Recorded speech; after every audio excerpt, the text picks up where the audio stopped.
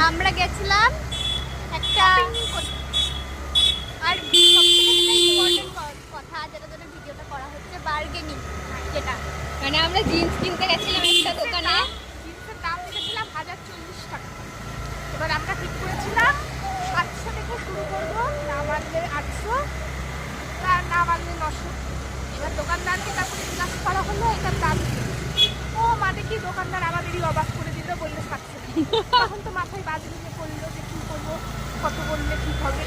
তো দোকানদারকে বলা হলো 600 টাকা, 600 টাকায় দিয়ে দিল। আর কি বলি, তারপরে লাস্টে মনে হচ্ছিল ওটা 500 বললে ঠিক হতো।